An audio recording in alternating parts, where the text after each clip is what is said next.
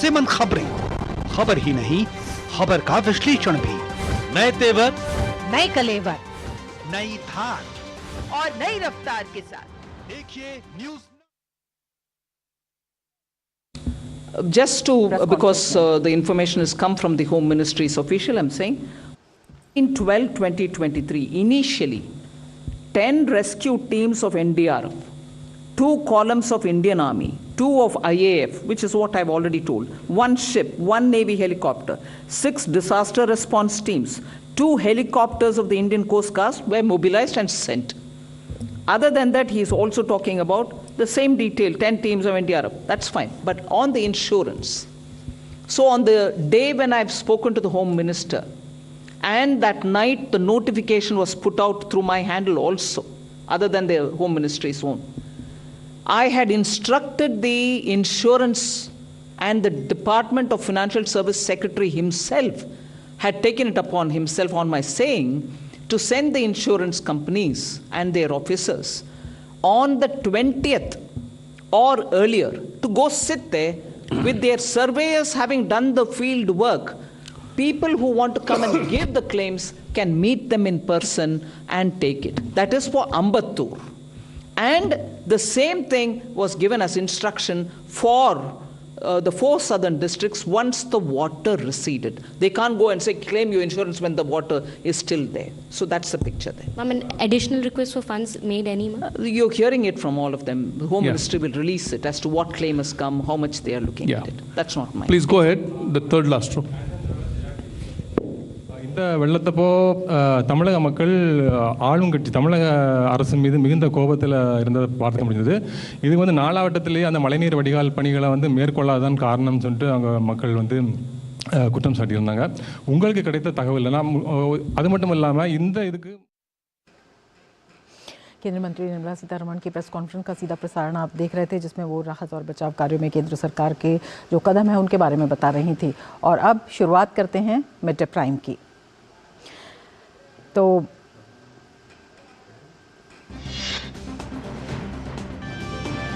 संसद का शीतकालीन सत्र कई मायनों में रहा यादगार. संसदीय कार्य मंत्री प्रहलाद जोशी ने विपक्ष पर बोला हमला, कहा चुनावी हार का बदला लेने के लिए संसदीय कार्यवाही में पैदा की गई रुकावट.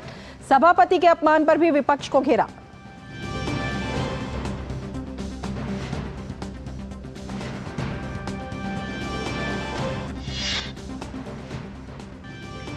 भाजपा के राष्ट्रीय अध्यक्ष जेपी नड्डा आज पार्टी नेताओं के साथ करेंगे अहम बैठक. लोकसभा चुनाव की तैयारियों पर होगी बात.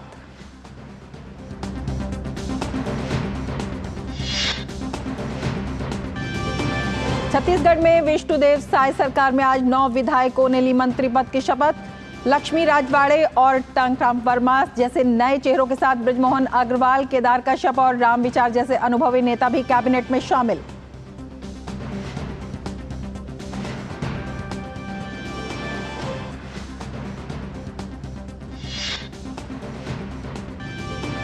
केंद्रीय गृह मंत्री अमित शाह कुरुक्षेत्र में अंतर्राष्ट्रीय गीता महोत्सव के संत सम्मेलन में होंगे शामिल. बाद में चंडीगढ़ में 332 करोड़ रुपए की परियोजनाओं का उद्घाटन और शिलान्यास करने का है कार्यक्रम.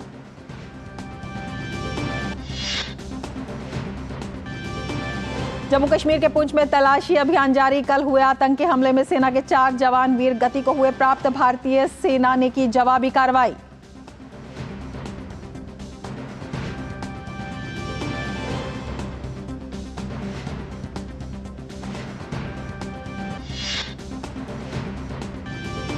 तमिलनाडु के थूथुकुडी में भारी बारिश के कारण अब तक 31 लोगों की मौत. वित्त मंत्री निर्मला सीतारमण ने बताया श्री वेंकुडम रेलवे स्टेशन पर फंसे 800 यात्रियों को सुरक्षित बचाया गया. राहत और बचाव कार्यों के लिए भारतीय वायुसेना के 9 हेलीकॉप्टर तैनात. चेन्नई में होने वाले खेलो इंडिया यूथ गेम्स के लोगो, जर्सी, शुभंकर, मशाल और थीम सॉन्ग लॉन्च करेंगे खेल मंत्री अनुराग ठाकुर. 19 जनवरी से 31 जनवरी तक होंगे टूर्नामेंट. और अब बड़ी खबरों पर विस्तार से नजर.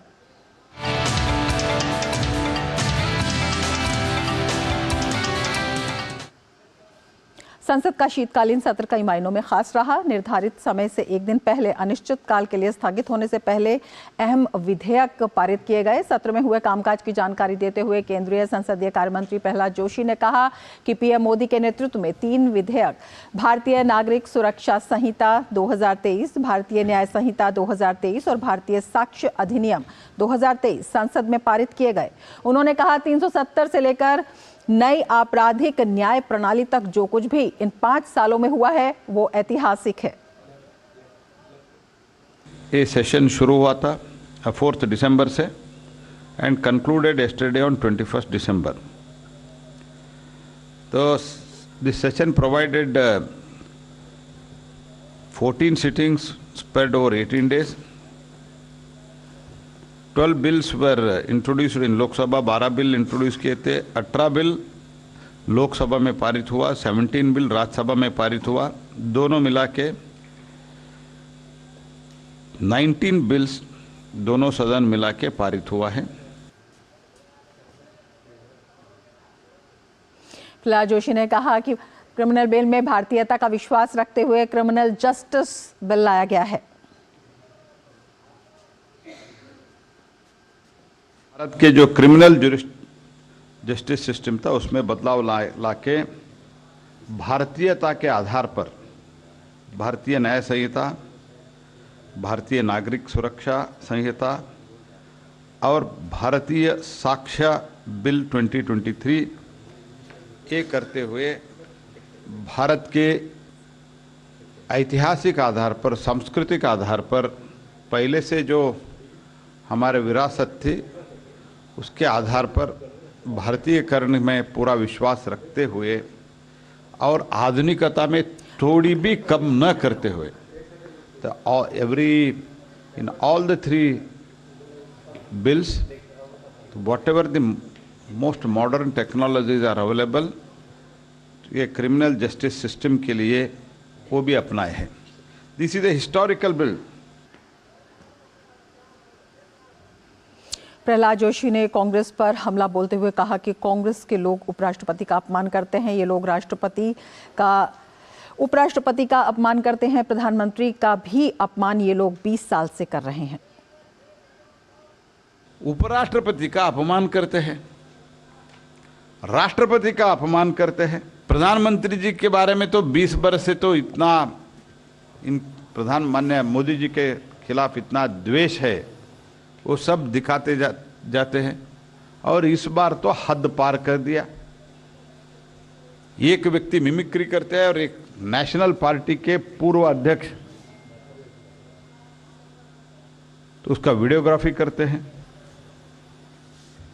तो इसलिए most irresponsible behaviour Congress party is not responsible when they are in power and most irresponsible when they are opposition. केंद्रीय कानून मंत्री अर्जुन राम मेघवाल ने कहा कि भारतीयता को लेकर बड़े कानून बने, 76 औपनिवेशिक कानून खत्म किए गए। और सत्र में भारतीयता को लेकर के बहुत बड़े कानून बने। भारत के लोगों द्वारा बनाई गई संसद में भारतीयता, भारतीय न्याय संहिता, भारतीय नागरिक सुरक्षा संहिता, भारतीय साक्ष्य अधिनियम, इसमें ये हिस्टोरिकल तो है ही, लेकिन इतिहास में अमर होने वाले कानून बने हैं इस सत्र में। गुलामी के कोई भी अंश हैं तो उनको हम समाप्त करेंगे। इसी सत्र में 76 ऐसे पुराने कानून भी समाप्त हुए जो कॉलोनियल और ब्रिटिश पीरियड के समय बनाए हुए कुछ कानून थे। संसद के दोनों सदन से 3 नए आपराधिक कानून बिल पास हो गए। इस पर प्रधानमंत्री नरेंद्र मोदी की प्रतिक्रिया सामने आई है। पीएम ने कहा कि 3 आपराधिक कानून विधेयक का पारित होना भारत के इतिहास में ऐतिहासिक क्षण है। सोशल मीडिया पर एक पोस्ट में पीएम ने भारतीय नागरिक सुरक्षा संहिता 2023, भारतीय न्याय संहिता 2023 और भारतीय साक्ष्य अधिनियम 2023 का पारित होने को भारतीय इतिहास में ऐतिहासिक पल बताया है। उन्होंने कहा कि ये विधेयक औपनिवेशिक काल की समाप्ति और जनसेवा के साथ साथ कल्याण के नए युग की शुरुआत के प्रतीक हैं। उन्होंने रेखांकित किया कि ये विधेयक समाज के गरीबों, हाशिए पर रहने वाले और कमजोर वर्गों के लिए बढ़ी हुई सुरक्षा सुनिश्चित करते हैं। साथ ही संगठित अपराध, आतंकवाद और ऐसे अन्य अपराधों पर भी कड़ा प्रहार करते हैं। उन्होंने राज्यसभा में 3 विधेयकों पर चर्चा करते हुए केंद्रीय गृह मंत्री अमित शाह का एक वीडियो भी साझा किया। इन विधेयकों को सुधार के प्रति भारत की वचनबद्धता का प्रमाण बताते हुए प्रधानमंत्री ने कहा, इनसे हमारी न्याय नीति और जांच प्रणालियों में नए युग की शुरुआत होगी, जिसमें प्रौद्योगिकी और फॉरेंसिक साइंस पर बल दिया जाएगा। इनके माध्यम से हमने देशद्रोह की पुरानी हो चुकी धाराओं को भी अलविदा कह दिया है। पीएम ने कहा कि हमारे अमृतकाल में ये कानूनी सुधार हमारे कानूनी ढांचे को अधिक प्रासंगिक बनाते हैं। और अब 3 आपराधिक कानून विधेयक पर हम एक नजर डाल लेते हैं। तो ये 3 आपराधिक कानून विधेयक भारतीय न्याय संहिता में 20 नए अपराध जोड़े गए हैं। इसके साथ ही आईपीसी में मौजूद 19 प्रावधानों को हटा दिया गया है। भारतीय दंड संहिता 1860 की जगह भारतीय न्याय संहिता 2023 लाई गई है। इसके साथ ही एफआईआर, केस डायरी, आरोप पत्र और फैसले तक पूरी प्रक्रिया इसमें डिजिटल होगी। तो बड़े बदलाव किए गए हैं। 33 अपराधों में कारावास की सजा बढ़ा दी गई है। तो ये 3 आपराधिक कानून विधेयक हैं। 83 अपराधों में जुर्माने की सजा बढ़ाई गई है। तो कई बड़े बदलाव किए गए हैं। 6 अपराधों में सामुदायिक सेवा की सजा का प्रावधान इसके अंदर लाया गया है। साथ ही दस्तावेज की परिभाषा में इलेक्ट्रॉनिक और डिजिटल रिकॉर्ड्स भी शामिल किए गए हैं। ये भी एक बड़ा बदलाव है। इसके साथ ही 23 अपराधों में अनिवार्य न्यूनतम सजा होगी। 23 अपराधों में अनिवार्य न्यूनतम सजा का प्रावधान किया गया है। साथ ही नए कानून मानवीय दृष्टिकोण को ध्यान में रखते हुए तैयार किए गए हैं। चल संपत्ति की परिभाषा का विस्तार कर हर प्रकार की संपत्ति को भी इसमें शामिल किया गया है। साथ ही नए कानून में महिलाओं और बच्चों को प्राथमिकता दी गई है। पहली बार आतंकवाद को स्पष्ट रूप से परिभाषित किया गया, एक बहुत बड़ा बदलाव है ये। इसके साथ ही मॉब लिंचिंग एक जघन्य अपराध है और इसके लिए मौत की सजा होगी, ये भी तय किया गया है। भारतीय नागरिक सुरक्षा संहिता 2023 के अंतर्गत सीआरपीसी में 531 धारा होंगी। 21 नए अपराध जोड़े गए हैं। इसके साथ ही जो बड़े बदलाव किए गए हैं, उन बड़े बदलावों में 41 अपराधों में सजा की अवधि को बढ़ा दिया गया है। तो ये नए बदलाव हैं। आत्महत्या का प्रयास अपराधों की सूची से हटा दिया गया है और तमाम जो बदलाव हैं उनमें मानवीय दृष्टिकोण को ध्यान में रखा गया है। भिक्षावृत्ति को तस्करी के लिए शोषण के रूप में पेश किया गया है। इसके साथ ही एफआईआर दर्ज करने की इलेक्ट्रॉनिक सुविधा शुरू की जाएगी, ये भी इन बदलावों में शामिल है। एफआईआर दर्ज करने की इलेक्ट्रॉनिक सुविधा नए बदलावों में शामिल है और ये 3 आपराधिक कानूनों की बात कर रहे हैं, विधेयक की बात कर रहे हैं जो कि बड़े बदलाव किए हैं और जिनमें कहा गया है कि जो गुलामी की मानसिकता है उनको हटाने के लिए हर तरह से ये कदम उठाए गए। साथ ही दूरसंचार विधेयक 2023 के प्रावधानों पर अगर हम नज़र डालते हैं तो सेवाओं नेटवर्क इसमें विस्तार है। उपयोगकर्ताओं का सत्यापन बायोमीट्रिक आधारित पहचान के माध्यम से इसमें करना होगा। साथ ही उपयोगकर्ताओं का सत्यापन बायोमीट्रिक आधारित पहचान के माध्यम से दूरसंचार विधेयक 2023 के प्रावधानों पर हम नज़र डाल रहे हैं। केंद्र सरकार दूरसंचार से संबंधित गतिविधियों को नियमित करेगी, तो इन गतिविधियों का नियमन होगा। साथ ही केंद्र सरकार स्पेक्ट्रम आवंटित करेगी। ये प्रावधान है दूरसंचार विधेयक 2023 के। पाबंदी से संबंधित प्रक्रिया और सुरक्षा उपाय सरकार निर्धारित करेगी। इसके साथ ही मोबाइल उपयोगकर्ता की सुरक्षा को सर्वोच्च प्राथमिकता दी गई है इन प्रावधानों में। साथ ही नकली और फर्जी तरीके से सिम जारी करने पर भी अंकुश लगेगा। तो ये नए प्रावधान हैं। इसके साथ ही सशक्त केवाईसी व्यवस्था भी स्थापित की जाएगी।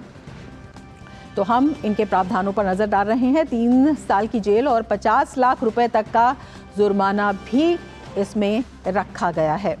इसके साथ ही जो 3 साल की जेल और 50 लाख रुपए तक का जुर्माना है वो भी इनके प्रावधानों में शामिल है। और अब हम आपको बताते हैं press and registration of periodical bill के बारे में और इसके प्रावधानों के बारे में। ये भी एक काफ़ी बड़ा कदम है। समाचार पत्रों, पीरियोडिकल्स और पुस्तकों का रजिस्ट्रेशन अब आसान होगा। इसके साथ ही पुस्तकों की कैटलॉगिंग का भी इसमें प्रावधान किया गया है। इसके साथ नए कानून में डिजिटल मीडिया को भी शामिल किया जाएगा। तो ये नए नियम हैं, बड़े बदलाव हैं। प्रिंटर या पब्लिशर को डीएम को डिक्लेरेशन देना होगा। तो किस तरह से पारदर्शिता बनाई जाए? पीरियोडिकल्स के पब्लिशर प्रेस रजिस्ट्रार जनरल को ऑनलाइन अप्लाई कर सकते हैं। इसमें सुविधाओं को भी बढ़ाया गया है। समाचार पत्र के पब्लिकेशन के लिए डीएम का डिक्लेरेशन और प्रमाणीकरण ज़रूरी है। इसके साथ ही पीरियोडिकल्स में किताबें, पत्रिका, एजुकेशन पत्रिका शामिल नहीं की गई है। साथ ही आतंकी गतिविधि, गैरकानूनी कार्य में शामिल होने पर पीरियोडिकल्स छापने की अनुमति नहीं होगी। तो ये नए नियम हैं। विदेशी पीरियोडिकल्स के रिप्रोडक्शन को भारत में केंद्र सरकार की अनुमति लेनी होगी। इसके साथ ही समाचार पत्रों, पीरियोडिकल्स और पुस्तकों का रजिस्ट्रेशन आसान होगा। आसान हो, सुविधाजनक हो, पारदर्शिता उसमें बनी रहे। इन मायनों से ये जो प्रावधान है बेहद महत्वपूर्ण है। और ज़्यादा जानकारी के लिए हम अपने संवाददाता कुमार आलोक से जुड़ेंगे। आलोक जी, अगर आपसे जाना जाए ये जो महत्वपूर्ण प्रावधान लाए गए हैं, चाहे हम आपराधिक कानूनों की बात करते हैं, चाहे हम दूरसंचार की बात करते हैं, या फिर ये जो रजिस्ट्रेशन का पीरियोडिकल बिल है इसकी बात करते हैं, किस तरह से ये अहम है और किस तरह से इसमें पारदर्शिता और सुविधा दोनों को एक साथ सुनिश्चित किया गया है? देखिए, जैसे आपने अपने जो ग्राफिक्स के जरिए जो बताया, जो सारे जो इम्पोर्टेंट बिल्स पास हुए हैं वो अपने आप में ऐतिहासिक हैं। अगर हम जो गृह मंत्री अमित शाह जी ने जो बिल पेश किया था और दोनों सदनों से बिल जो पास हुआ, उसमें था भारतीय न्याय संहिता विधेयक 2023, भारतीय नागरिक सुरक्षा संहिता विधेयक 2023 और भारतीय साक्ष्य विधेयक 2023। अब ये किसकी जगह लिया? इन तीनों विधेयकों ने, इन तीनों विधेयकों ने उन विधेयकों का जगह लिया जो 1860 और 1898 में अंग्रेजों के द्वारा बनाया गया था। जो सीआरपीसी एक्ट 1898, आईपीसी एक्ट 1860 और भारतीय साक्ष्य अधिनियम 1872 में। तो ये 1872 और 1860 के काल में बने ये कानून थे। जो जकड़न था, उस जकड़न को निकालने का काम किया सरकार ने, और ये अपने आप में ऐतिहासिक है। जैसा कि आपने जिक्र किया, आत्महत्या का मामला हो, तो एक नई जो चीज़ देखने को मिली है मॉब लिंचिंग की। मॉब लिंचिंग को भी इसमें शामिल किया कि क्योंकि ये नई अवधारणा इन दिनों में आई है, उस पर भी फांसी की सज़ा तय की गई है इन कानूनों के द्वारा। तो ये अपने आप में एक ज़बरदस्त कानून है और इस कानून की ज़रूरत थी। और आज तक अगर हम आज़ादी के बाद से हम बात करें, आज की हम बात करें, तो इन कानूनों से छेड़छाड़ करने या इन कानूनों को बदलने की कोशिश किसी सरकार के अंदर इतनी ताकत नहीं थी। इसका जो एक आत्मबल होता है वो नहीं था। लेकिन ये सरकार, प्रधानमंत्री मोदी की सरकार या हम एनडीए की सरकार कहें, तो इन कानूनों को जो बदलना चाहिए था, वक्त के साथ बदलना चाहिए था, उसको बदल कर दिखाया। आज जब प्रहलाद जोशी और अर्जुन मेघवाल जी जब प्रेस कॉन्फ्रेंस कर रहे थे, तो उन्होंने इस पूरे सत्र में जिस तरीके से जो बिल पास हुए हैं, 19 बिल पास हुए हैं, और इसके अलावा जो विपक्ष के द्वारा जो एक तरह से गहमागहमी की गई, सदन की कार्रवाई को स्थगित करने का प्रयास किया गया, तो उसका भी उन्होंने जिक्र किया कि जिस तरीके जब संसद में जो सुरक्षा चूक की जिस दिन घटना हुई थी, उस दिन 20 मिनट तक संसद आराम से चला, बिना किसी शोर शराबे के चला। लेकिन अचानक कहां से ऐसा फरमान आ गया कि वहां पर शोर शराबा होने लगा, हंगामा होने लगा, और उसके बाद से कल तक विपक्ष का जो था, जो आजमाइश था, वो जारी था। तो ये गहन चिंता का विषय है। दूसरी चीज उन्होंने कहा कि जिस तरीके से उपराष्ट्रपति का मिमिक्री किया गया, मकर द्वार पे जो कल्याण बनर्जी थे, टीएमसी के जो मेंबर हैं, इसके साथ संपूर्ण विपक्ष वहां पर खड़ा था। और उससे भी बड़ी बात ये हुई कि राहुल गांधी जो कांग्रेस के पूर्व अध्यक्ष रह चुके हैं, उन्होंने ना सिर्फ वीडियो बनाया बल्कि वो एंजॉय करते नजर आए। तो इस घटना को लेकर पूरा देश एक तरह से आंदोलित हुआ। और उपराष्ट्रपति ने कहा कि मुझे चाहे जो कुछ भी कहा जाए, मुझे कोई इसका अफसोस नहीं है, लेकिन अगर मेरे पद की गरिमा पर अगर सवाल उठाए जाएंगे तब तो ये बहुत ही दुखद बात है। और इसको लेकर प्रधानमंत्री ने भी उपराष्ट्रपति से बात की, राष्ट्रपति ने भी बात की, और इसके अलावा स्पीकर ने भी दुख जताया। और पूरे कहे कि देश में बिल्कुल, संसदीय गरिमा को तो तार तार किया ही विपक्ष ने है। विपक्ष के इस रवैये पर कई तरह के सवालिया निशान भी लगे हुए हैं और देश भर में इस पर रोष भी है, आक्रोश भी है। अगर हम जो बिल में नए प्रावधान लाए गए हैं उन्हीं पर अगर बात करते हैं तो बहुत सारे गैर ज़रूरी जो कानून थे, बहुत सारे गैर ज़रूरी जो प्रावधान थे वो भी हटाए गए हैं जिनकी समय के साथ ज़रूरत महसूस की जा रही थी। कितनी बड़ी सरकार की राजनीतिक इच्छा शक्ति इसमें दिखाई देती है और कितना असर इसका पड़ेगा? देखिए, ये जरूरी था। इन बिलों जो बिल लाए गए हैं और जो प्रावधान किए गए हैं, जो नए प्रावधान लाए गए हैं, ये बहुत जरूरी था, समय के साथ समीचीन था, जिसको इस सरकार ने कर दिखाया। अब अगर हम बात करें दूरसंचार विधेयक की, हम बात करें तो 2023 का जो ये बिल जो पास हुआ, अब टेलीफोन का आविष्कार कब हुआ, दूरसंचार का आविष्कार कब हुआ, उस समय से भी पहले का बना हुआ जो कानून उसको बदला गया, उसमें बदलाव किया गया और जो नए मॉडिफिकेशन हो सकते थे वो लाया गया। इसके अलावा जो सबसे इम्पॉर्टेंट बिल जो था जम्मू कश्मीर आरक्षण संशोधन विधेयक 2023, जम्मू कश्मीर पुनर्गठन संशोधन विधेयक 2023, तो ये दोनों बिल जो थे और यूनियन टेरिटरी का भी इसी संबंध में एक बिल था, वो भी पास हुआ। तो जम्मू कश्मीर में महिलाओं के आरक्षण का रास्ता साफ हुआ, क्योंकि चाहे वो नगर पालिका हो, चाहे वो विधानसभा की बात हो, चाहे वो अन्य जो क्षेत्र में जो मतदान होते हैं। इसके अलावा जो जम्मू कश्मीर का जो पुनर्गठन जो बिल हुआ है उसमें नए परिसीमन के बाद जम्मू में कुछ नए सीट्स ऐड हुए हैं, वैली में कुछ नए सीट्स ऐड हुए हैं, वो विधेयक पास हुआ। और ये विधेयक पास होने के बाद संसद में ये भी कहा गया कि जल्द ही वहाँ चुनाव कराया जाएगा। इसके अलावा एक और जो बिल था मुख्य निर्वाचन आयुक्त विधेयक 2023, तो इस मुख्य निर्वाचन आयुक्त विधेयक को लेकर सुप्रीम कोर्ट की कुछ टिप्पणियां थी, तो सुप्रीम कोर्ट के आलोक में ही सरकार ने इस बिल को पास किया। और अब इस बिल में यह व्यवस्था की गई है कि जो 3 मेंबर्स होंगे, एक तो प्रधानमंत्री होंगे उसका मेंबर, दूसरा मेंबर होगा जो लीडर ऑफ ऑपोजिशन होगा, और तीसरा जो मेंबर होगा वो प्रधानमंत्री के द्वारा मनोनीत एक कैबिनेट मंत्री होगा, मे बी वो लॉ मिनिस्टर हो सकते हैं। तो ये भी बिल अपने आप में महत्वपूर्ण था। तो ये नए प्रावधान व्यवहारिक भी हैं और कई मायनों में ऐतिहासिक भी हैं। बहुत शुक्रिया कुमार आलोक तमाम जानकारी के लिए। और मिड डे प्राइम में आगे बढ़ने से पहले लेते हैं एक ब्रेक। आप देखते रहिए DD news. Sir, berry pulao try करो, मस्त है। कैसा है? अरे उसको काहे को घूरता है? टिप्स इग्नोर करने का, अपना दिमाग लगाकर ऑर्डर देने का। मार्केट का स्टॉक टिप्स बहुत लोग देता है, डेंजरस हो सकता है। कंपनी और रिस्क पूरा समझने का, फिर इन्वेस्ट करने का। समझ कर इन्वेस्ट कर। माँ, ये खीर किसके लिए? आज तेरे दादाजी का जन्मदिन है, उनके लिए।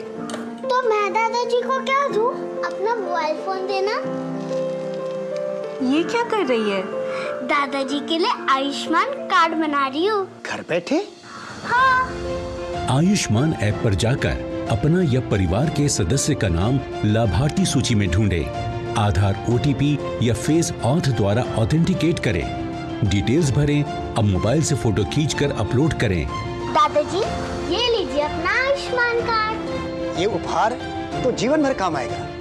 और एक प्रकार से PM जय अब गरीबों की जय बन गई है। 5 लाख तक के मुफ्त उपचार की गारंटी, स्वास्थ्य का वरदान आयुष्मान। ब्रेक के बाद फिर से आपका स्वागत है और अब बात ताजा खबर की। Hello 1 2 3 hello. जम्मू कश्मीर के पुंछ के वन क्षेत्र में बड़े पैमाने पर घेराबंदी तलाशी अभियान जारी है। दरअसल कल हुए आतंकी हमले में सेना के 4 जवान वीर गति को प्राप्त हो गए और 2 अन्य जवान घायल हो गए। आधिकारिक जानकारी जो मिली है उसके अनुसार क्षेत्र की हवाई निगरानी की जा रही है। आतंकवादियों का पता लगाने के लिए स्नीफर डॉग्स को लगाया गया है। आतंकियों के हमले के बाद सेना के जवानों ने तुरंत जवाबी कार्रवाई की। इस साल राजौरी पुंछ के सीमावर्ती जिलों में सेना पर यह 4था बड़ा आतंकी हमला था। शहीद हुए 4 जवानों की पहचान नायक बीरेंद्र सिंह, नायक ड्राइवर करण कुमार, राइफलमैन चंदन कुमार और राइफलमैन गौतम कुमार के रूप में हुई है। और ज़्यादा जानकारी के लिए जम्मू से हमारे संवाददाता रमेश रैना हमारे साथ जुड़े हुए हैं। रमेश जी, आपसे जानना चाहेंगे कि इस वक्त क्या जानकारी मिल पा रही है, किस तरह से जो तलाशी अभियान है उसमें तेजी लाई गई है और क्या कुछ उसमें अभी तक प्राप्त हो पाया है? जैसे फतेहपुर कल जो शाम को कल को 3:45 बजे अटैक हुआ है, उसमें 4 हमारे जवान हैं वो शहीद, वो जो 2 जख्मी हुए हैं। उसके बाद इमीडिएटली एरिया को उसको कॉर्डन ऑफ किया गया और आज सुबह भी मतलब पूरी बड़े पैमाने पर तलाशी अभियान शुरू किया गया और इस पूरे इलाके में जो डेरा की गली है उसमें पूरे इलाके में हवाई निगरानी भी और हेलीकॉप्टर सर्विस ब्रश किए गए ताकि उनको ना उनकी खोज की जा सके, जो मतलब छुपे हुए आतंकवादी जो इसके पीछे जिनका हाथ बताया जा रहा है। और ये खोजी कुत्ते उनको भी उनकी सर्विस भी यूटिलाइज की जा रही है। यहाँ बताऊं कि एनआईए की टीम भी अभी वहाँ पहुंची जहाँ पर कल अटैक हुआ है, हादसा हुआ, यहाँ पर ये आतंकी हमला हुआ, वहाँ पर एनआईए की टीम भी पहुंच गई है, वो भी अपनी तरफ से वो इन्वेस्टिगेशन कर रही है। और जो 16 कोर के जीओसी है वो भी वहाँ पहुंच गए हैं। We will also take stock of the security वहाँ सिचुएशन जो भी है। उसके बाद ये भी हमें समाचार ये भी पता चला कि आर्मी ने वहाँ पर जो कुछ स्थानीय लोग हैं मतलब उनको भी कुछ डिटेन किया है, उनसे कुछ पूछताछ की जा रही है ताकि उनसे भी कुछ जानकारी हासिल हो सके कि ये आतंकवादी कौन थे। रमा, यहाँ मैं ये बता दूं कि डिफेंस सोर्स ने अभी एक खबर जारी उसमें ये कह रहा है कि ये जो एरिया है राजौरी और पुंछ का सीमावर्ती इलाका है, पहाड़ी इलाका है, मतलब काफी इसमें घने जंगल है। उसमें कह रहे हैं कि तकरीबन 25 से 30 पाकिस्तानी जो दहशतगर्द आतंकवादी वो वहाँ छुपे हुए हैं और ये कह रहे हैं कि एक प्लान है चाइना और पाकिस्तान का कि भारत को कुछ मजबूर किया जाए कि यहाँ से वो अपने यहाँ पर चूंकि आपको याद है कि 2020 में जब चाइना ने कुछ अपने तेवर कुछ सख्त किए थे तो लद्दाख में उनने कुछ उनकी गतिविधियां बढ़ गई थी, तो हमारी सेना ने एक राष्ट्रीय राइफल्स का एक यूनिट पुंछ से निकाल के, पुंछ सेक्टर से निकाल के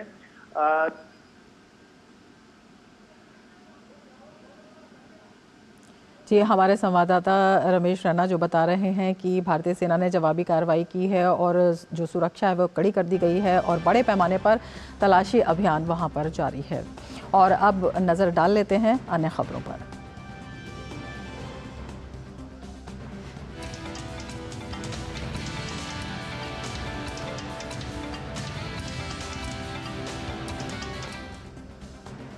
भारतीय जनता पार्टी की आज से दिल्ली में एक बड़ी बैठक शुरू होने जा रही है। बीजेपी के राष्ट्रीय अध्यक्ष जेपी नड्डा बैठक की अध्यक्षता करेंगे। 2 दिन तक चलने वाली इस बैठक में पार्टी के सभी राष्ट्रीय पदाधिकारी, प्रदेश अध्यक्ष, प्रदेश संगठन मंत्री, प्रदेश प्रभारी और सह प्रभारी मौजूद रहेंगे। बैठक के लिए सभी मोर्चों के अध्यक्षों को भी बुलाया गया है। बैठक में आगामी लोकसभा चुनाव को लेकर पार्टी की रणनीति पर चर्चा की जाएगी। ये बैठक ऐसे समय में हो रही है जब 3 राज्यों में बीजेपी को शानदार जीत हासिल हुई है। बैठक में पार्टी के भावी कार्यक्रमों की रूपरेखा पर भी चर्चा होगी।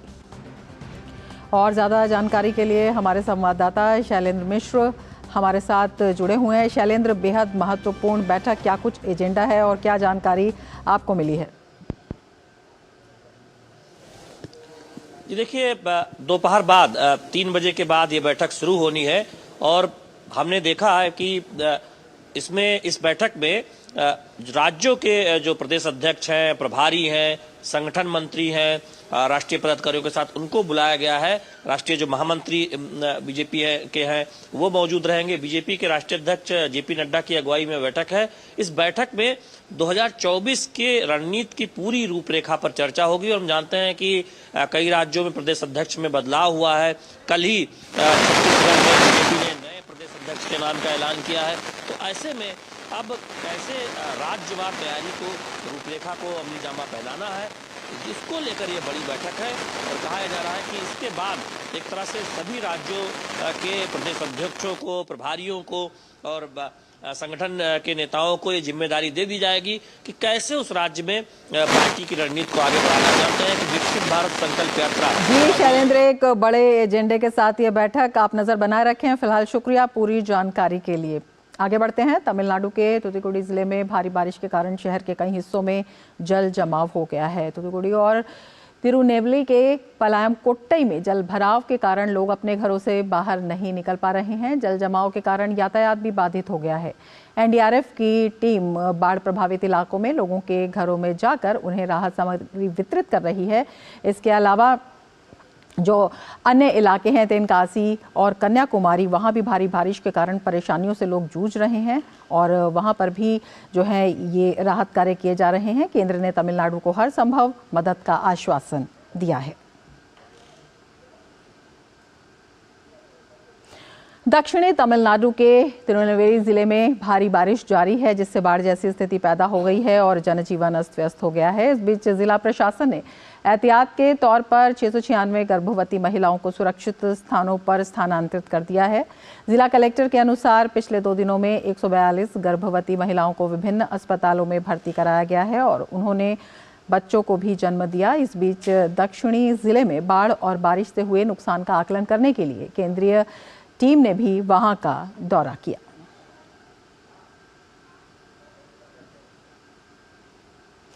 बाढ़ से राहत के लिए केंद्र सरकार के प्रयासों पर वित्त मंत्री निर्मला सीतारमण ने एक प्रेस वार्ता को संबोधित किया। वित्त मंत्री ने कहा कि बचाव और राहत अभियान तेजी से जारी है। अब तक 42,290 लोगों को बाढ़ प्रभावित इलाकों से सुरक्षित निकाल लिया गया है। उन्होंने बताया कि श्री वेंकुडम रेलवे स्टेशन पर फंसे 800 यात्रियों को भी सुरक्षित बचाया गया। राहत और बचाव कार्यों के लिए भारतीय वायुसेना के 9 हेलीकॉप्टर तैनात किए गए हैं। और अब बात छत्तीसगढ़ की। छत्तीसगढ़ में मंत्रिमंडल का विस्तार हो गया है। 9 विधायकों को राज्यपाल विश्वभूषण हरिचंदन ने मंत्री पद की शपथ दिलाई। बृजमोहन अग्रवाल, केदार कश्यप, लखनलाल देवांगन, ओपी चौधरी, श्याम बिहारी जायसवाल, लक्ष्मी राजवाड़े, राम विचार नेताम, दयालदास बघेल, टंकराम वर्मा को पद और गोपनीयता की शपथ दिलाई गई। पुरानों के साथ साथ नए चेहरों को भी मौका दिया गया है। कैबिनेट में एकमात्र महिला लक्ष्मी राजवाड़े को शामिल किया गया है। पहली बार विधायक बनी लक्ष्मी राजवाड़े मंत्रिमंडल में सबसे कम उम्र की मंत्री हैं। जल्द ही मंत्रियों के बीच विभागों का बंटवारा कर दिया जाएगा। 90 सदस्यीय विधानसभा वाले राज्य में मुख्यमंत्री सहित अधिकतम 13 मंत्री हो सकते हैं। 9 विधायकों के आज शपथ लेने के बाद मंत्रिमंडल में मंत्रियों की संख्या 12 हो गई है। तो ब्रजमोहन अग्रवाल रायपुर दक्षिण से विधायक ब्रजमोहन अग्रवाल 8वीं बार के विधायक हैं। वे अविभाजित मध्य प्रदेश में पटवा सरकार में मंत्री रहे। इसके बाद रमन सरकार के 3 कार्यकाल में मंत्री रहे हैं। इस चुनाव में उन्होंने कांग्रेस प्रत्याशी महंत रामसुंदर दास को 67,919 मतों के अंतर से हराया। इसके बाद रामविचार नेताम जी की हम बात कर लेते हैं। वो बीजेपी के सीनियर नेता हैं। हाल के विधानसभा चुनाव में कांग्रेस के अजय तिर्की को 29,663 मतों के अंतर से हराकर रामगढ़ सीट से उन्होंने जीत हासिल की। रामविचार नेताम 6 बार विधायक रहे हैं। 2016 में वे राज्यसभा सदस्य भी चुने गए थे। वहीं पूर्व मुख्यमंत्री रमन सिंह की सरकार में 2 बार मंत्री भी रह चुके हैं। हम उन विधायकों की बात कर रहे हैं जिन्हें छत्तीसगढ़ में मंत्री पद की शपथ दिलाई गई है। इसके बाद हम बात करेंगे दयालदास बघेल। बेमेतरा जिले के नवागढ़ विधानसभा से कांग्रेस प्रत्याशी और वर्तमान मंत्री रुद्र कुमार गुरु को चुनाव हराकर वे विधायक निर्वाचित हुए। दयालदास बघेल को भाजपा ने नवागढ़ विधानसभा से अब तक कुल 6 बार टिकट दिया है। वे पहली बार 1998 में भाजपा के टिकट से चुनाव मैदान में उतरे थे, तब उन्हें हार का मुंह देखना पड़ा था। छत्तीसगढ़ राज्य बनने के बाद हुए 2003 के विधानसभा चुनाव में पहली बार विधायक निर्वाचित हुए। वे मंत्री भी रह चुके हैं। केदार कश्यप को भी शपथ दिलाई गई है। 4थी बार विधायक निर्वाचित हुए केदार कश्यप ने भाजपा की टिकट पर नारायणपुर जिले की नारायणपुर विधानसभा से सीट हासिल की। उन्होंने कांग्रेस प्रत्याशी और सिटिंग एमएलए चंदन कश्यप को 19,188 वोटों से चुनाव हराकर पिछले चुनाव का बदला पूरा किया। 2018 के चुनाव में चंदन कश्यप ने उन्हें महज 2,647 वोट के मामूली अंतर से हराया था। वे बस्तर के सांसद रहे स्वर्गीय केदार कश्यप के पुत्र हैं। अपने पिता की राजनीतिक विरासत को आगे बढ़ा रहे केदार कश्यप राज्य बनने के बाद 3 बार लगातार विधायक रह चुके हैं। पहली बार विधायक निर्वाचित होने के बाद ही केदार कश्यप मंत्री बन गए थे। लखनलाल देवांगन को भी मंत्री पद की शपथ दिलाई गई है। मंत्री पद की शपथ में कोरबा विधायक लखनलाल देवांगन का नाम शामिल है। लखनलाल देवांगन कोरबा जिले की कोरबा विधानसभा से विधायक निर्वाचित हुए हैं। लखनलाल देवांगन कोरबा से जयसिंह अग्रवाल को 26,000 से भी अधिक मतों से चुनाव उन्होंने हराया। लखनलाल देवांगन पूर्व में कोरबा निगम के महापौर और पड़ोसी कटघोरा विधानसभा से विधायक रह चुके हैं। इसके साथ ही श्याम बिहारी जायसवाल को भी मंत्री पद की शपथ दिलाई गई है। श्याम बिहारी जायसवाल मनेंद्रगढ़ विधानसभा सीट से कांग्रेस के राकेश सिंह को 11,880 वोटों से चुनाव हराकर विधायक निर्वाचित हुए। वे जनपद उपाध्यक्ष, जिला पंचायत सदस्य और पूर्व में एक बार विधायक रह चुके हैं। एमएससी तक की शिक्षा ग्रहण करने वाले श्याम बिहारी जायसवाल पेशे से राइस मिलर हैं। इसके साथ ही ओपी चौधरी को भी मंत्री पद की शपथ दिलाई गई है। आईएएस अधिकारी जैसे बड़े ओहदे से त्यागपत्र देकर जनता की सेवा के लिए रायगढ़ सीट से विधानसभा चुनाव जीतकर विधायक बने। इनकी गिनती एक तेज तर्रार और विजनरी आईएएस के तौर पर होती है। 13 वर्ष इन्होंने आईएएस के पद पर काम किया। वर्ष 2005 बैच के ये आईएएस अफसर हैं। 13 वर्ष के बाद इन्होंने नौकरी से त्यागपत्र दिया। लक्ष्मी राजवाड़े भी मंत्री पद के लिए आज उन्होंने शपथ ली। लक्ष्मी राजवाड़े भाजपा की टिकट पर पहली बार विधायक निर्वाचित हुई हैं। उन्होंने भटगांव विधानसभा से चुनाव लड़कर सिटिंग एमएलए और 2 बार से कांग्रेस विधायक रहे पारसनाथ राजवाड़े को 43,962 मतों के भारी अंतर से चुनाव हराया। लक्ष्मी राजवाड़े जिला पंचायत सदस्य हैं और भाजपा महिला मोर्चा की जिला अध्यक्ष हैं। टंकराम वर्मा ने भी मंत्री पद की शपथ ली। बलौदाबाजार विधानसभा से ये निर्वाचित हुए। इनकी उम्र 61 वर्ष है। सेवानिवृत्त शिक्षक हैं। मंत्री बनने वाले टंकराम वर्मा शिक्षक की नौकरी छोड़कर राजनीति में आए। भाजपा विधायक टंकराम वर्मा ने एलएलबी किया है। वे सबसे पहले तिल्दा से जिला पंचायत सदस्य चुने गए, फिर रायपुर जिला पंचायत में उपाध्यक्ष बने। टंकराम वर्मा पिछले 30 वर्षों से सामाजिक और राजनीतिक क्षेत्र में सक्रिय हैं। विधायक बनने से पहले वे बलौदाबाजार जिला ग्रामीण भाजपा अध्यक्ष थे।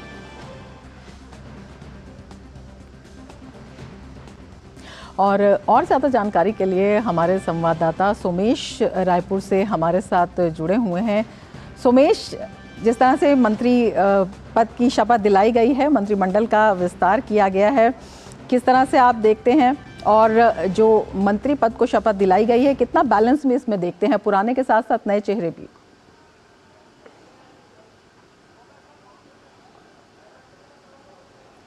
आज जिस तरह से राजभवन में मंत्रिमंडल का शपथ हो चुका है, करीबन 12 में से 9 लोगों ने आज शपथ लिया है। 2 पहले ही डिप्टी सीएम का शपथ हो चुका है, जिसमें रायपुर के साइंस कॉलेज मैदान में यह शपथ ग्रहण समारोह रखा गया था, जिसमें छत्तीसगढ़ के मुख्यमंत्री विष्णुदेव साय, 2 डिप्टी सीएम अरुण साव, विजय शर्मा, इनका पहले ही शपथ हो चुका है। आज राजभवन में 11:45 में इन लोगों का शपथ ग्रहण रखा गया था, जिसमें ओपी चौधरी, बृजमोहन अग्रवाल, श्याम बिहारी जायसवाल, रामविचार नेताम, तमाम लोगों ने आज शपथ ली और इन्हें आज अहम जिम्मेदारी मिली है। जो सरगुजा क्षेत्र है, सरगुजा क्षेत्र से बीजेपी ने 15 सीटों पर जीत हासिल की थी। इस चुनाव में बीजेपी 54 सीट पर जीत हासिल की और परचम लहराया था।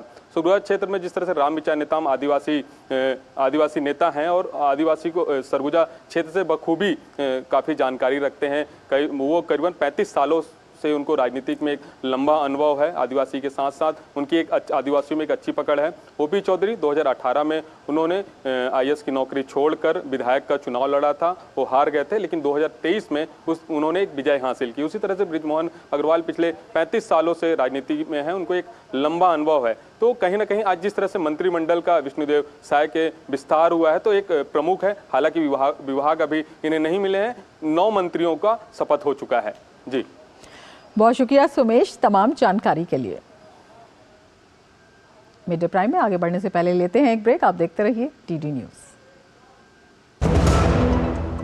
Come on boys, let's go practice। अरे रुक यार, मेरे बैंक अकाउंट में गलत एंट्री का प्रॉब्लम हो गया है। तो बैंक को कंप्लेन करना। बैंक को लिखे 1 महीना हो गया है, बट वो गूगली पे गूगली डाले जा रहे हैं। तो आरबीआई के लोकपाल को इन्फॉर्म करो। रुक, मैं समझाता हूँ। जैसे क्रिकेट में 3rd अंपायर, वैसे ही आरबीआई का ओम्बुड्समैन। आरबीआई कहता है अगर बैंक आपकी कंप्लेंट को 1 महीने में नहीं सुलझाता तो आप आरबीआई के कंप्लेंट मैनेजमेंट सिस्टम पर ऑनलाइन कंप्लेंट कर सकते हैं। ये आरबीआई का आसान तरीका है आपकी कंप्लेंट सुलझाने का, और वो भी फ्री। आरबीआई कहता है जानकार बनिए, सतर्क रहिए। तुम्हें पता है इन्वेस्टर्स के लिए कि इन्वेस्टर प्रोटेक्शन फंड होता है IPF, लेकिन अगर तुम्हारा ट्रेड एक्सचेंज पर एग्जीक्यूट नहीं हुआ या फिर कोई गारंटीड रिटर्न्स वाली स्कीम है तो ये IPF आपकी मदद नहीं कर सकता है।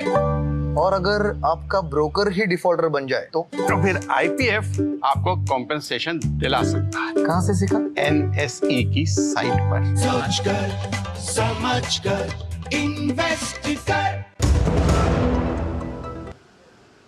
ब्रेक के बाद फिर से आपका स्वागत है। मध्य प्रदेश के मुख्यमंत्री वजीर आजम ने आज राजधानी दिल्ली में केंद्रीय गृह एवं सहकारिता मंत्री अमित शाह से भेंट कर उनसे मध्य प्रदेश के विकास और विभिन्न जन कल्याणकारी योजनाओं के संबंध में विस्तार से चर्चा करते हुए मार्गदर्शन प्राप्त किया।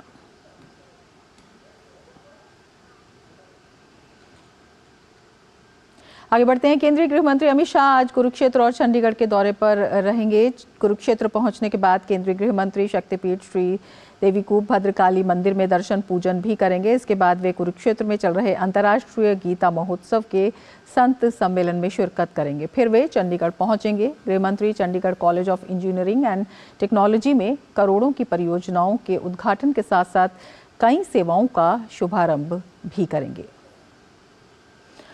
आगे बढ़ते हैं। संसद की सुरक्षा में सेंध मामले में ललित झा को पटियाला हाउस कोर्ट में पेश किया गया। पुलिस ने 14 दिन की रिमांड बढ़ाने की मांग की थी, जिसे कोर्ट ने मानते हुए उनकी पुलिस कस्टडी 5 जनवरी तक बढ़ा दी। इस बीच दिल्ली पुलिस ने पटियाला हाउस कोर्ट के उस आदेश के खिलाफ दिल्ली हाई कोर्ट का रुख किया है, जिसमें आरोपी नीलम को परिवार से मिलने की इजाजत और FIR की कॉपी मुहैया करने का आदेश दिया गया था। हाई कोर्ट आज ही 2:30 बजे दिल्ली पुलिस की याचिका पर सुनवाई करेगा।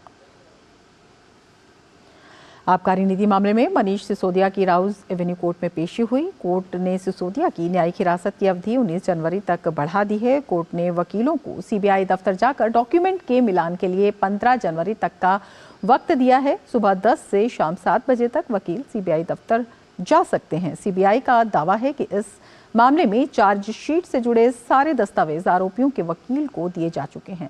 सुनवाई के दौरान कोर्ट ने इस बात पर भी नाराजगी जाहिर की कि आरोपियों के वकील की ओर से इस केस में जानबूझकर देरी हो रही है। केरल में आज एक दिन में कोविड के 265 नए केस दर्ज किए गए हैं, जबकि पूरे देश में इस समय सक्रिय मामलों की संख्या 2997 है।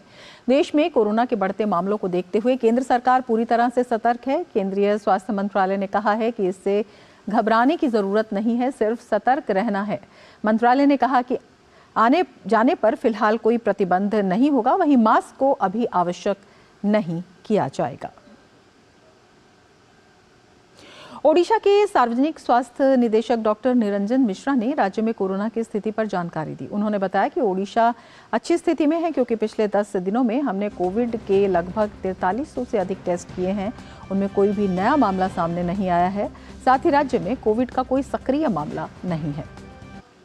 We have around more than 4,300 tests, out of which no case has been detected, and active case is also 0. We have not reported any case over the last 10 days. Kerala contributes the highest, about 88% of total national case load is coming from Kerala. Next is Karnataka and Tamil Nadu, and to some extent Goa and Punjab. These 5 states are contributing about 98% cases. And we are at present there nothing to panic about, because we don't have detected any case. वायुसेना प्रमुख air chief marshal V R Chaudhari ने नई दिल्ली में 20वें Subroto Mukherjee seminar को संबोधित किया। वायुसेना प्रमुख ने कहा कि अंतर्राष्ट्रीय मंचों पर भारत अहम भूमिका निभाता है। ग्लोबल साउथ के विकास पर भी भारत विशेष जोर देता रहा है। India has played a proactive role in international forum to protect the global South's interest and is giving voice to the countries belonging to this group. This was amply displayed this year when India championed their concerns and put it at the center of the G20 presidency. At the very beginning of the presidency, India hosted the Voice of Global South Summit with representatives from 125 countries and followed it up with the second summit just last month. India has provided the necessary leadership to this group and a new narrative to global geopolitics. India's efforts to include the African Union as a full member of the G20 achieved desired outcomes. Punjab के Rambagh gate और प्राचीरों को सांस्कृतिक विरासत के संरक्षण के लिए UNESCO Asia प्रशांत विरासत पुरस्कार हासिल हुआ है। वहीं पंजाब की पीपल हवेली को की परिवर्तनकारी विरासत प्रथाओं के लिए special recognition for sustainable development से सम्मानित किया गया है। वहीं हरियाणा का चर्च ऑफ एपिफेनी और दिल्ली के बीकानेर हाउस से संबंधित विरासत संरक्षण परियोजनाओं ने भी यूनेस्को पुरस्कार अपने नाम किए। केरल के कुन्नमंगलम भगवती मंदिर स्थित कर्णिकारा मंडपम ने अवार्ड ऑफ डिस्टिंक्शन प्राप्त किया है। मुंबई में डेविड ससून लाइब्रेरी और रीडिंग रूम को भी पुरस्कार मिला है। कर्नाटक के बेंगलुरु में स्थित कैंपेगौड़ा अंतर्राष्ट्रीय हवाई अड्डे के टर्मिनल 2 को भी सम्मानित किया गया है। इसे यूनेस्को के प्रिक्स वर्साय द्वारा इंटीरियर 2023 के लिए वर्ल्ड स्पेशल पुरस्कार से सम्मानित किया गया है। दुनिया के सबसे खूबसूरत एयरपोर्ट के लिए इसे ये पुरस्कार मिला है। देश में कुल 10 काले बाघ मिले हैं। सरकार ने कहा कि मेलानिस्टिक बाघ की उपस्थिति ओडिशा के सिमिलीपाल टाइगर रिजर्व में दर्ज की गई है। अखिल भारतीय बाघ अनुमान के 2022 चक्र के अनुसार सिमिलीपाल टाइगर रिजर्व में 16 बाघों की उपस्थिति दर्ज की गई थी, जिनमें से 10 मेलानिस्टिक टाइगर थे। सरकार ने कहा कि सिमिलीपाल बाघ अभ्यारण्य को एक विशिष्ट संरक्षण क्लस्टर के रूप में पहचाना गया है। पिछले 5 वर्षों में वन्यजीव संरक्षण, आवास प्रबंधन, मानव संसाधन और बुनियादी ढांचे के विकास के लिए 32.75 करोड़ रुपए की वित्तीय सहायता दी गई है। और अब देख लेते हैं अर्थ जगत से जुड़ी खबरें।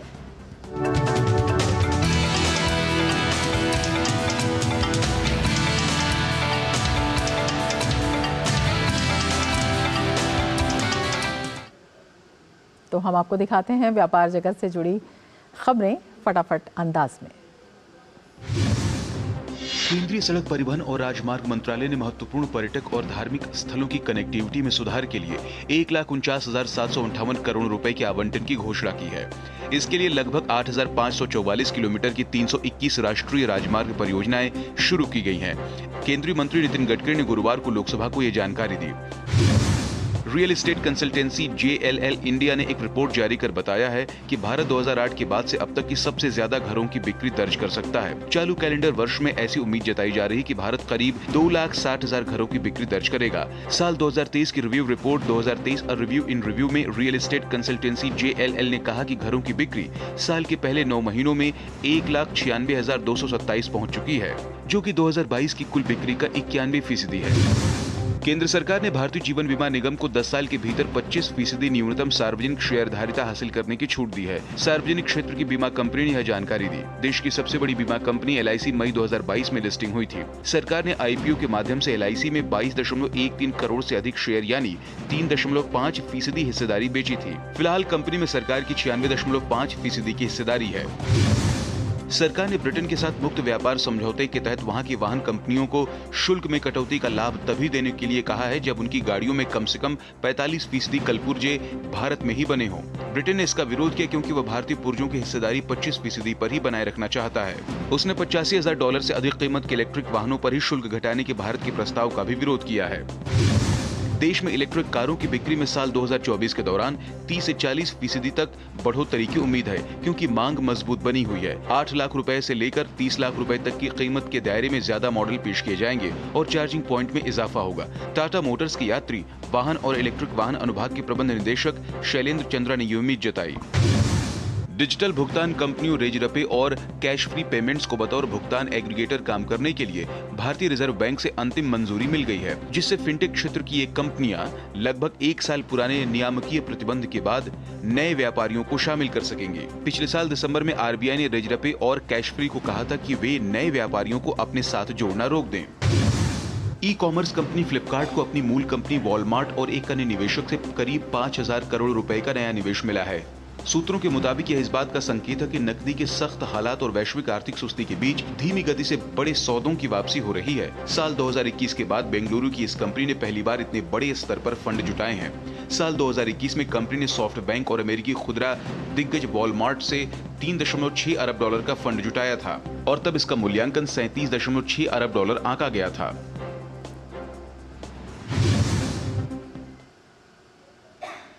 और अब आपको बताते हैं एक अच्छी खबर। जी हां, LPG सिलेंडर का इस्तेमाल करने वाले ग्राहकों के लिए अच्छी खबर है। केंद्र सरकार ने LPG सिलेंडर की कीमत में कटौती की है। ऑयल मार्केटिंग कंपनियों ने 19 किलो वाले कमर्शियल LPG सिलेंडर के दाम घटा दिए हैं। दिल्ली में कमर्शियल LPG सिलेंडर की कीमत अब 1,757 रुपये रह गई है, जबकि पहले ये 1,796.50 रुपये में ये मिल रहा था। इस तरह से इसकी कीमत में 39.5 रुपये की कटौती की गई है। कोलकाता में इसकी कीमत अब 1868 17.50 रुपये है और मुंबई में 1710 रुपये और चेन्नई में 1929 रुपये रह गई है। नई कीमतें आज से लागू हो गई हैं। हालांकि 14.2 किलो वाले घरेलू सिलेंडर की कीमतों में फिलहाल कोई बदलाव नहीं किया गया है। देश भर में घरेलू सिलेंडर के दाम काफ़ी समय से स्थिर बने हुए हैं। इस साल 30 अगस्त को घरेलू LPG सिलेंडर की कीमत 200 रुपये कम की गई थी। फिलहाल दिल्ली में घरेलू LPG सिलेंडर की कीमत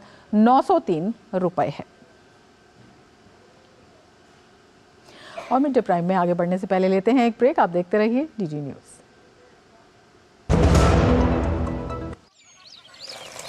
लेट हो गया आज तो। अरे बेटा नाश्ता तो करते जाओ। मम्मा फिर से वही बोरिंग नाश्ता। अच्छा मम्मा तुम्हारा ही घास फूस वाला नाश्ता मुझे नहीं करना है। वैसे भी ऑफिस के बाहर क्या मस्त पकौड़े वाला है। अब से मेरा नाश्ता वही होगा।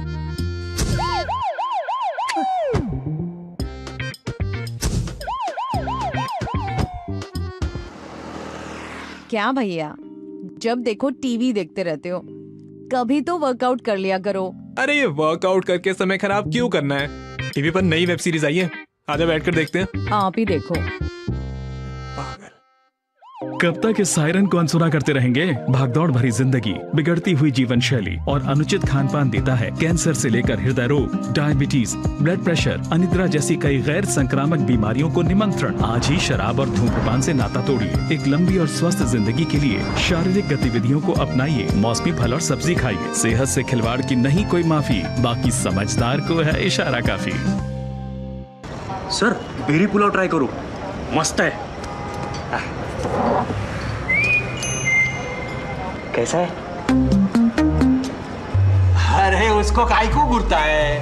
टिप्स इग्नोर करने का, अपना दिमाग लगाकर ऑर्डर देने का। मार्केट का स्टॉक टिप्स बहुत लोग देता है, डेंजरस हो सकता है।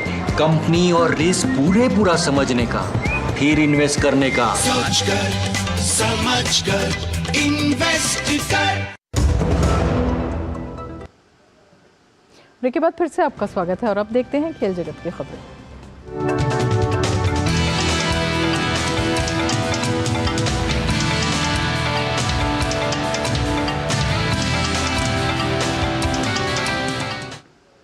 और खेल की खबरों के साथ सुचित्रा हमारे साथ जुड़ चुकी हैं। सुचित्रा, क्या कुछ खास खेल की खबरों में आज?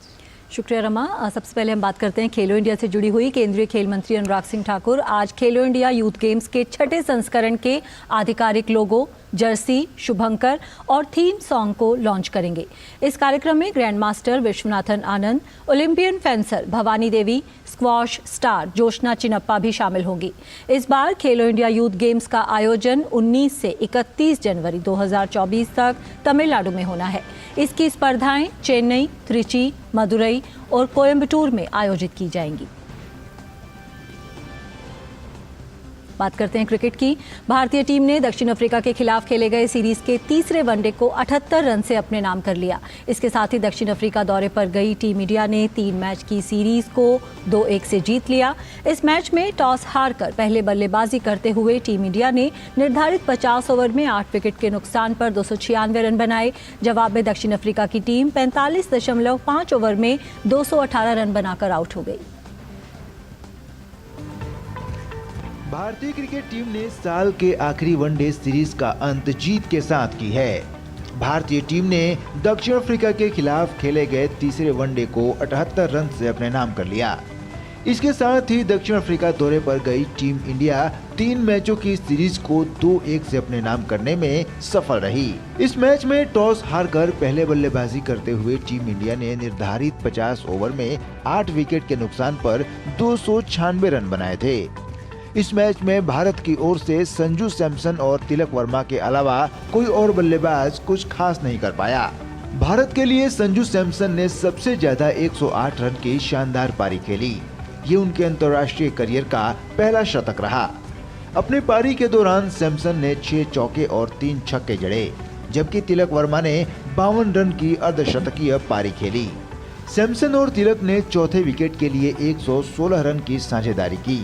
रिंकू सिंह ने 27 गेंद पर 38 रन बनाए। पहला वनडे खेलने वाले रजत पाटीदार ने 16 गेंद पर 22 और कप्तान के राहुल ने 35 गेंद पर 21 रन की पारी खेली। वहीं भारत द्वारा दिए गए 297 रन के लक्ष्य का पीछा करने उतरी दक्षिण अफ्रीका की टीम भारतीय गेंदबाजों के सामने टिक नहीं पाई और 45.5 ओवर में 218 रन पर सिमट गई। दक्षिण अफ्रीका के लिए टोनी डी जॉर्जी ने सबसे ज्यादा 81 रन बनाए। कप्तान एडन मार्करम 36 रन बनाकर चलता बने। वहीं बाकी के बल्लेबाज भी टीम के लिए उपयोगी साबित नहीं हुए। इस मैच में भारत के लिए अर्शदीप सिंह ने 4 विकेट झटकाए। उन्होंने इस सीरीज में कुल 9 विकेट झटके। आवेश खान और वॉशिंगटन सुंदर को 2-2 सफलताएं मिली। मुकेश कुमार और अक्षर पटेल ने 1-1 विकेट लिया। Sports desk, DD news. Bharat और ऑस्ट्रेलिया की महिला क्रिकेट टीमों के बीच मुंबई के वानखेड़े स्टेडियम में एकमात्र टेस्ट खेला जा रहा है। आज दूसरे दिन ताज़ा समाचार मिलने तक भारतीय टीम ने 6 विकेट पर 268 रन बना लिए हैं। इससे पहले कल ऑस्ट्रेलिया की कप्तान एलिसा हीली ने टॉस जीतकर पहले बल्लेबाजी का फैसला किया था। ऑस्ट्रेलिया की टीम अपनी पहली पारी में 219 रन पर सिमट गई थी। ऑस्ट्रेलिया की ओर से ताहिला मैकग्रॉ ने अर्धशतकीय पारी खेली थी। तो खेल की खबरों में फिलहाल इतना ही। वापस चलते हैं रमा के पास। बहुत शुक्रिया सुचित्रा तमाम खबरों की जानकारी के लिए। और अब बात उन खबरों की कर लेते हैं जो दुनिया भर में सुर्खियों में छाई हुई हैं।